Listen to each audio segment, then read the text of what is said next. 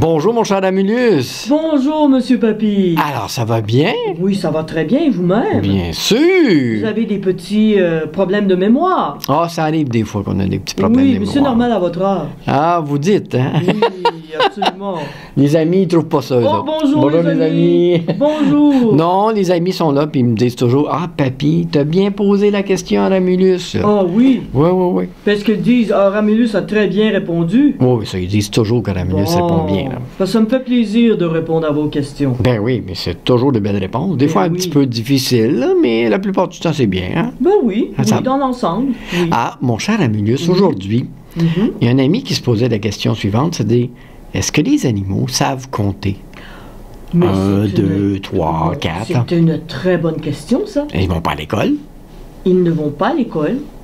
Et comment? Et je vais vous donner un exemple. Oui. La chienne de votre ami a eu 8 chiots, 8 bébés. Oui. Comment elle fait pour savoir qu'elle en a 8?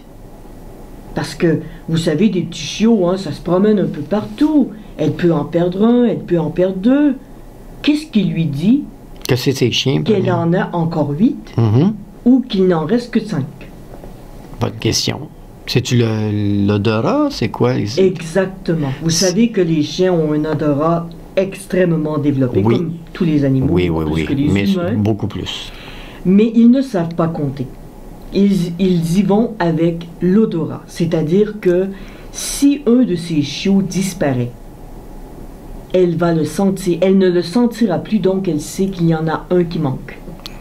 Mais elle sait pas qu'il en manque. Si elle en avait deux, elle va Si on savoir. avait deux, elle va savoir qu'il en manque deux. Puis ils ont chacun une odeur Elle va- différente, oui, c'est ça? Ils ont chacun leur odorat. Ah! Oui. C'est comme ça qu'elle sait si ces chiots sont tous autour d'elle ou s'il en manque. C'est une mémoire olfactive. Exactement. Et les chats, même chose pour les chats, même chose pour tous les animaux. Tous les animaux. Donc, c'est pas par « Ah, j'en ai 8, 1, 2, Non. 3 ». C'est le fait que l'odeur d'un C'est n'est pas là.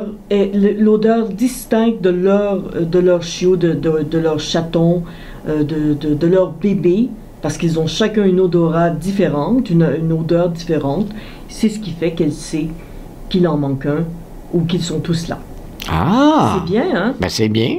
Si vous voyez, par exemple, vous allez au cirque, hein, les enfants, il y a des fois, on va au cirque où on regarde à la télévision, il y a des numéros avec des animaux, un chat, un chien, surtout un chien, et que le chien semble savoir compter. C'est parce qu'il a été dressé en C'est parce conséquence. qu'il a été dressé en conséquence, Ça, lui, exactement. il Il sait a que- appris, C'est ça. mais il sait ne sait qu'avec, pas compter. non, en tant que tel, Ils sont très intelligents, mais ils ne savent pas compter. Ils n'ont pas besoin de savoir compter. c'est pas important pour eux autres. C'est pas important. Ben, merci beaucoup, mon cher Amulus. Mais ça me fait plaisir. Ah, on se voit toujours la semaine prochaine. Absolument, avec une autre question, j'espère. Certainement. Et les amis, vous restez dans quelques instants, c'est le compte. Au revoir, les amis. À tantôt. Au revoir. Ah ben, bonjour, Confi! Comment ça va? Ah, t'as retrouvé la voix, mon grand? Eh ben, c'est le fun, ça. Justement, la semaine dernière, j'avais un compte sur une vache qui avait perdu la voix. Ben oui, ben oui. Hé! Regardons ça. Les amis sont là, où c'est Confi? Bonjour, les amis! On a un invité depuis longtemps qu'on l'a vu. C'est Confi. Confi, notre canard.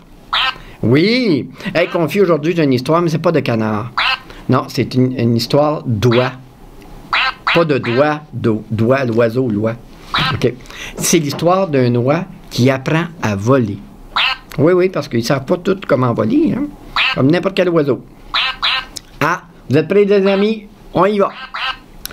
En cette belle journée à la ferme des Jacinthes, l'oie Babette était comme toujours agressive et autoritaire. « Hors de mon chemin! » cancana-t-elle en repoussant les poules. « Je ne supporte pas de voir des oiseaux inutiles. À quoi peut bien servir un oiseau qui ne sait pas voler? » Oui, pas gentil, je peux te le dire. La poule était souvent timide, mais elle en avait assez des remarques de Babette. « Si tu voles si bien, comme tu dis que tu sais le faire, ben pourquoi tu ne nous le montres pas? Hein? » L'oie semblait tout d'un coup très nerveuse. « Je suis trop occupée aujourd'hui pour voler, » répondit-elle. Puis elle s'éloigna rapidement, comme si elle avait été réellement pressée. La vache Fleurette avait entendu la conversation et trouvait l'attitude de Babette très étrange. Elle la suivit donc jusqu'à la prairie où elle découvrit l'oie qui n'était pas du tout occupée. En fait, elle était assise, seule, fixant l'eau de la mare d'un air morose. Elle était triste. Lorsque Babette vit la vache, elle fronça les sourcils. « Va-t'en » s'écria-t-elle. « Je suis toujours occupée. J'ai pas le temps de voler. » Fleurette se mit donc à l'interroger. « Qu'as-tu donc de si important à faire ?» demanda-t-elle. « Tu n'as pas à garder les moutons comme Calypso le chien. Tu ne donnes pas de lait comme moi. Tu ne ponds pas des œufs comme Coquette la poule. » C'est ça, puis elle dit qu'elle est occupée. À la grande surprise de Fleurette, Babette se met à pleurer.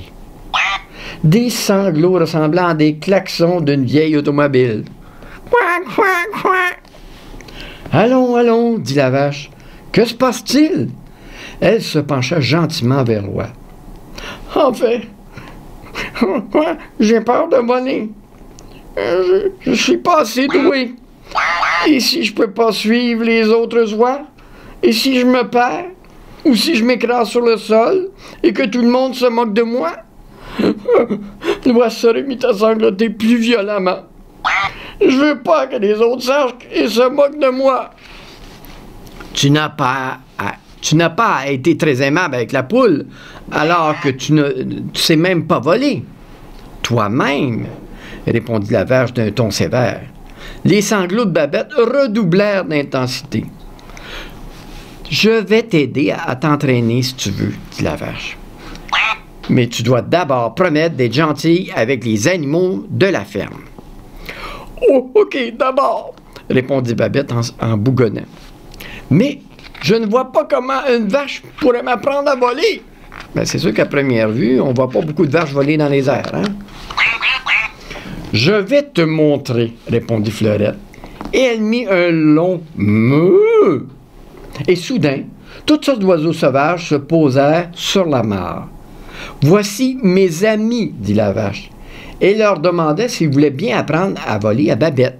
Et ils furent tous d'accord. Ainsi, tous les après-midi, Babette, Fleurette et ses amis les oiseaux se retrouvaient dans un coin du champ où personne ne pouvait les voir. Les canards sauvages montraient à la Babette comment prendre son envol en donnant de grands coups d'aile. Un faucon lui apprit comment profiter des courants d'air pour rester en vol sur des kilomètres. Les hirondelles lui expliquèrent comment changer de direction en faisant des virages. Et même les cygnes lui montrèrent comment se poser avec grâce dans la rivière. Les premiers vols de Babette furent complètement ratés. Elle heurta la cime des arbres et s'écrasa sur le sol. Lorsqu'elle tenta de se poser sur la rivière, elle plongea directement dans le fond et ressortit en crachant des litres d'eau. Elle avait pris ce qu'on appelle un bouillon. L'oie fut cependant très surprise de découvrir que les oiseaux sauvages ne se moquaient pas d'elle. Même lorsqu'elle ne tentait pas de même lorsqu'elle ne tenait pas compte de leurs recommandations. Papy s'est enfargé. Il tentait sincèrement de l'aider et Babette fit des progrès et après quelques semaines, elle savait prendre son envol, voler et se poser aussi gracieusement que des cygnes. Tandis que Babette volait de mieux en mieux, elle se mit à changer. Elle n'oubliait pas d'être aimable avec les autres animaux, elle ne se moquait plus d'eux et elle les appelait par leur nom. Elle rendait même quelques services, ramassant les déchets qu'elle trouvait sur son passage et aidant à maintenir la cour de la ferme propre. Elle était en fait si heureuse d'avoir appris à voler qu'elle en oubliait d'être désagréable. Un jour, Coquette la poule se souvint de la promesse de Babette. « Tu nous as dit que tu nous montrerais que tu sais voler, te souviens-tu? » Babette était nerveuse, mais tentait de ne pas le montrer. « D'accord, répondit-elle, je vais vous montrer. » Fleurette la vache et quelques animaux se joignirent aux poules. La vache murmura suffisamment fort pour que Babette entende. « Tu peux le faire. » Et Babette rassembla son courage, puis s'élança aussi vite qu'elle put et battit des ailes. Elle crut qu'elle allait tomber, mais en baissant les yeux, elle s'aperçut qu'elle volait au-dessus de la ferme. Elle décrivit un grand cercle autour de la cour et vit que tous les animaux s'étaient rassemblés pour la regarder. Lorsque Babette se posa, la poule coquette craignit qu'elle ne se moque d'elle parce qu'elle ne savait pas voler.